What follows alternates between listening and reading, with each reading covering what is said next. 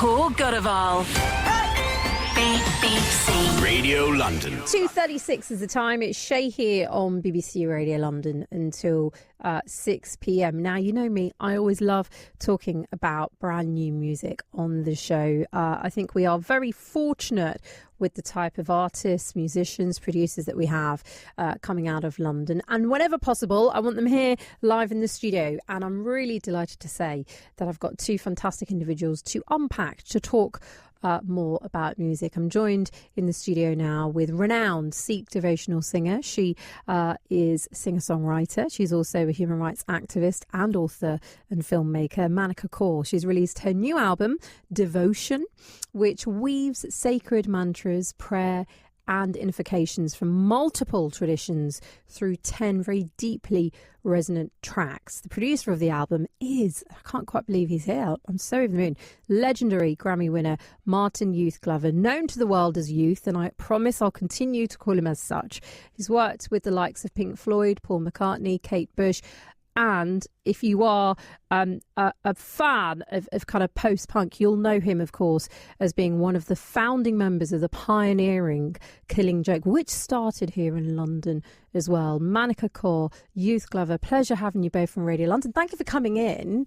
It's such a pleasure to have you here. Firstly, Manika, how are you feeling now that the album is out? Devotion, there's been a lot of work behind the scenes. The last time you were here on Radio London, you were talking about, you know, working internationally, but really having the seeds of the album been based here in London. So what's it feeling like now?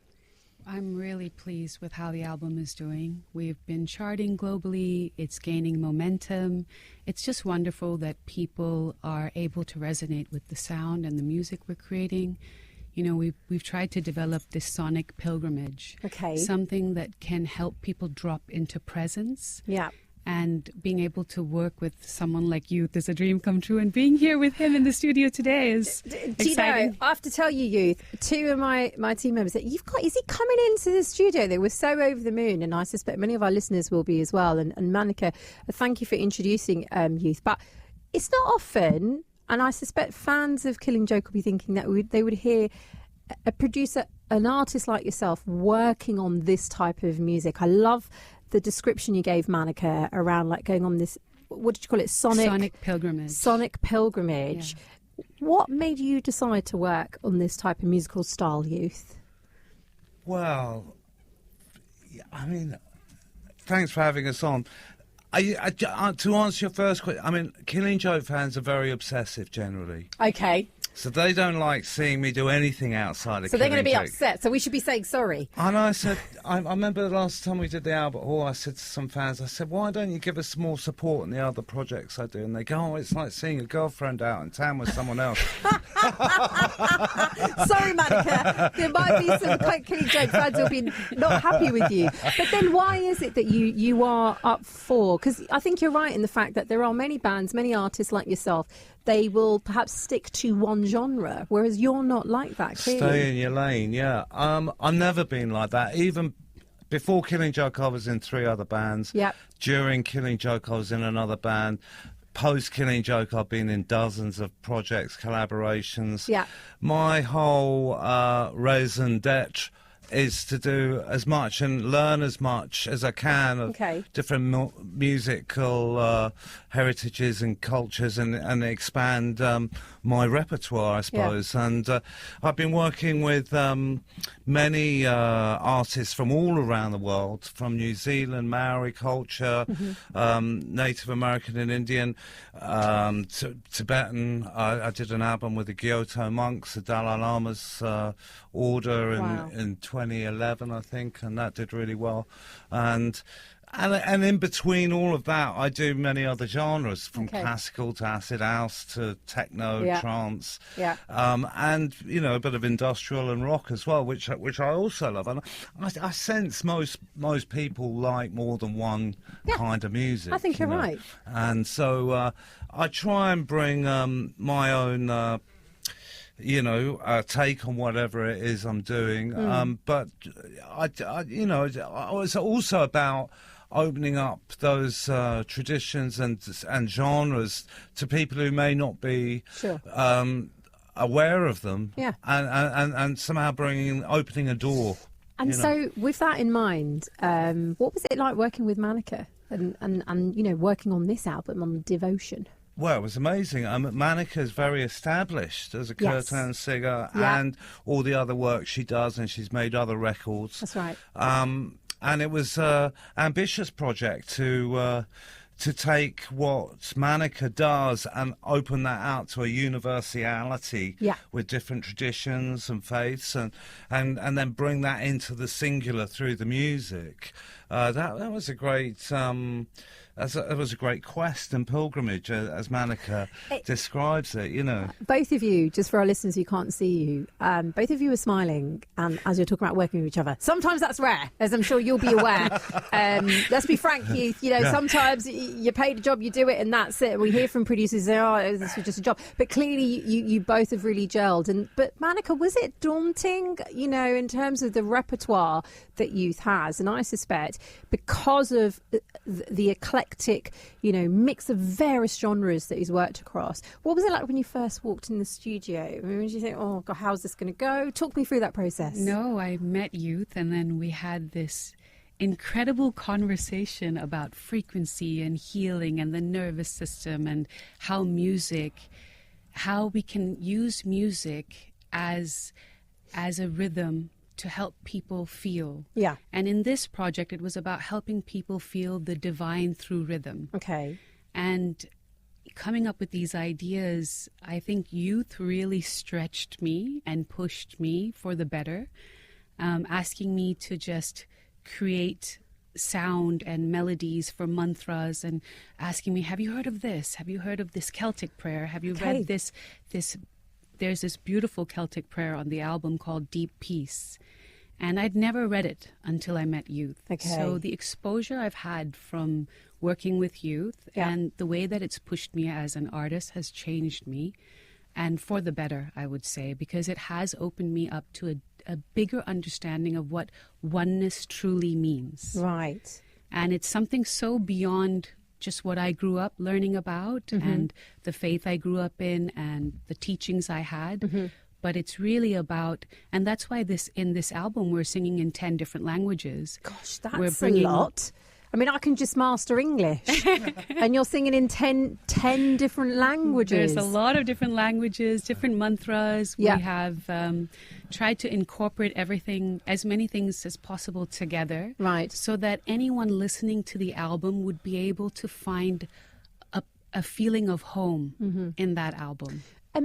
Youth, when you're working with an artist like Manika, and then she turns around, or you both collaboratively say, right, we're taking on 10 languages. How does that work? Because my mind's boggling in terms of, you know, getting the pitch right, the tone, obviously in terms of just the style of various songs that you're going through. Was there a lot of work around the language as well as the music, I wonder? What was that process like? Well, music is the great distillation that can bring everything to the one, I think. That's beautiful. And, you know, all cultures have a correspondence. Sure. There's a great correspondence there. So it's finding those correspondences and frequencies. Frequency, the grail is the frequency, you know. And...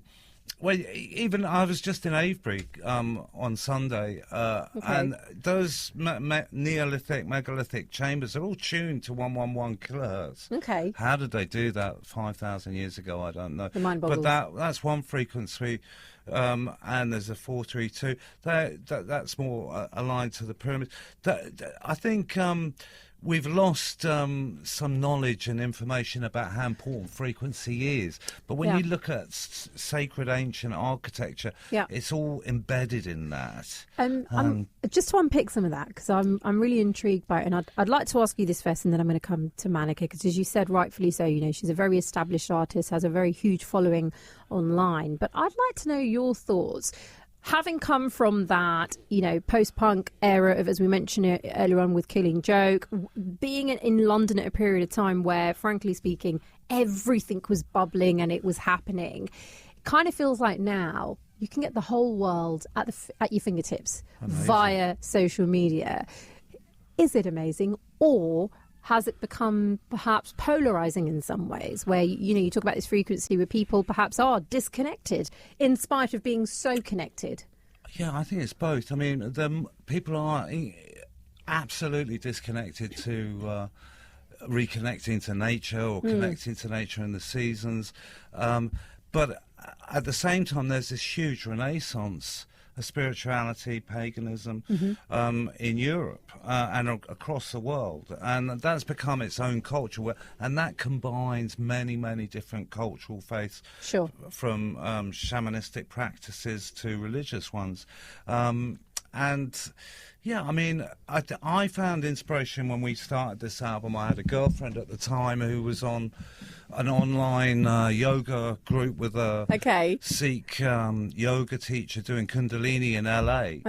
And at the end of their practice, they play this music. And it kind of reminded me again of the huge renaissance and phenomena of ayahuasca ceremonies at the moment, which is just massive over Europe and America. Again, after the ceremony, whether they're actually drinking the ayahuasca tea or just doing the cow spirit questing, they play this music, and the music is very transcendental and ambient and ethereal, and as it was in this yoga class. And I thought, wow, I need to make music that can facilitate that. And it feels like part of that journey has been obviously working with Manika on Devotion. Absolutely. The album became an experimental process to do just that, really. Manika, I'd like to ask you the same question. As somebody whose music has reached, you know, thousands upon thousands of people across various countries, but you are a London-based artist. What's your take on perhaps sometimes the fact that we often will talk about how isolating social media can be, but clearly there are positive elements to it, and the ways in which, you know, your music, including this album, are reaching people? So I think social media has its place, and it's all about balance. With anything that you do, it's all about balance. Even with meditation and prayer, there is such a thing as too much. Really? Oh gosh, because yes. Oftentimes all I hear is, no, we should be meditating more and more, and it can be overwhelming. No, you should have a daily practice where you are meeting yourself at deeper levels. That way you don't project your own toxicity onto the world or onto other people, because you're kind of washing internally before you go and interact with other people. But if you sit down and meditate all day, your legs will become numb. Yeah. You are also bypassing the human experience which you're here to have. You are a spiritual light being having a human experience. So the human aspect of your experience is very important. So you've got to stop meditating and answer the calls or go to work or drop your kids to school, feed yourself, you know, whatever it is. So it's all about balance, whichever direction you're going. And I think people will take time to learn their own balance, and that's okay. Having space to figure it out, less judgment, more love, more compassion is really important, especially for young people. Make the mistakes. I'm so glad you say that, because sometimes a lot of people can really feel that pressure, actually, especially when you see someone else doing, you know, all of these various types of elements of you know, yoga or whatever else it is online. You think, gosh, I'm not doing enough. And it just, you know, you end up, at least I feel some people just feel really overwhelmed. I'd love to talk to you both about the fact that the album was recorded at Abbey Road Studio. What was that like for you, Manika? I don't even think I could dream that big. So historic. So historic. And I mean, that was all thanks to youth, obviously. And it wasn't just recording at Abbey Road Studios with youth, but a youth invited this incredible photographer, Jill Fermanovsky. Okay. So, you know, the photo of the Beatles crossing the road? Yes. That's Jill. And most of the iconic photos of musicians and artists, that's Jill. And she was there photographing me. And I was just like, is this really happening? So you have to take in the moment, don't you, as it's happening? I was walking down the halls and people were like, who's that with Jill? Wow.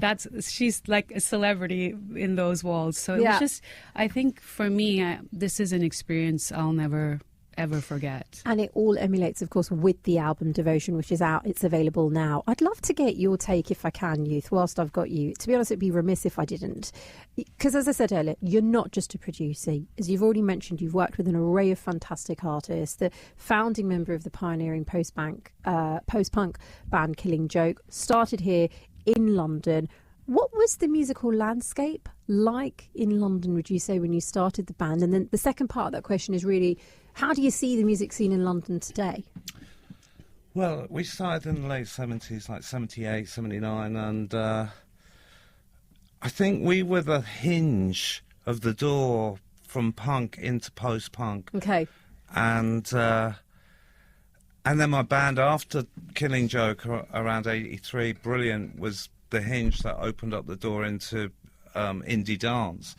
So it was a great time to start a band, even though there were thousands of bands and it was very competitive. Yeah. We were a little bit different. We had a slightly different agenda, and that made us stand out, and that did well for us.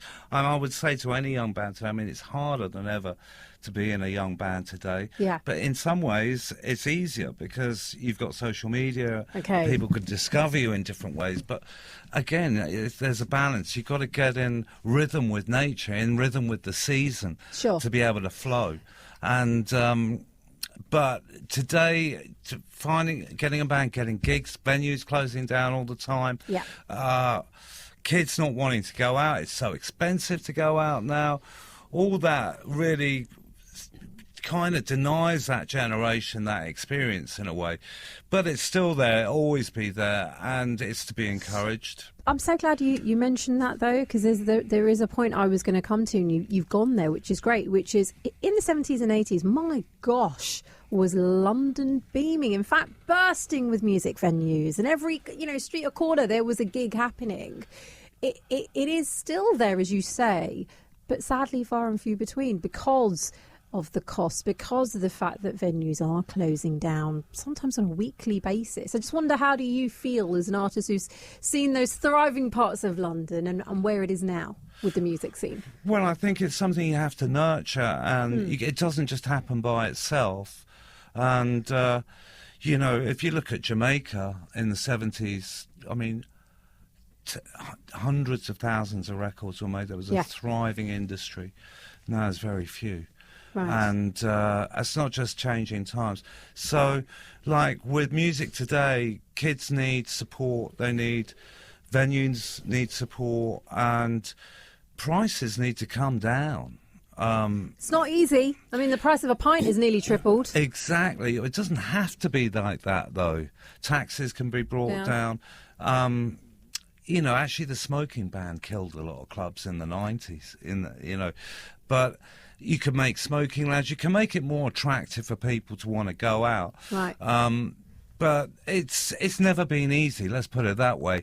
It's one of those arts that, whether it's literature, art, or music, less than 2% of everyone who goes into it will ever go on to sell a single work, and that's always been like that. So it's a hugely ambitious task, but it's not about that. It's just about being able to do it and keep doing it until the world turns towards you. There are wise words in that, though, Manika, as Youth has mentioned, because there is something in having longevity in the music business and a career such as Youth has had. Can I ask you just finally, the album's out, it's available. What's the next steps for you? Because I appreciate a lot of it is around doing performances even here in London. What's the hopes for the album next? The hopes that more people take the time to listen to it, to connect, come out of, I would call it separateness, and into union with themselves, because the more you are connected to yourself, the more you will connect outwardly, and we need a more connected world. Yeah. I think that words often create division, but vibration can unite, and devotion is that vibration. Absolutely beautiful. People can get more details on Manika Kaur. I want to spell it Manika Kaur.com on the website. They can find you on social media as well, can't they, Manika? Absolutely. And in all platforms. The album is Devocean, so Devocean. Manika, such a pleasure having you back on BBC Radio London. Thank you for coming in today.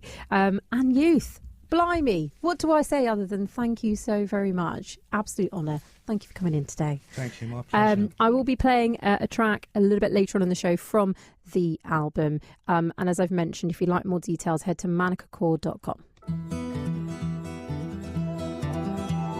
Take that pain, pass it down like bottles on the wall.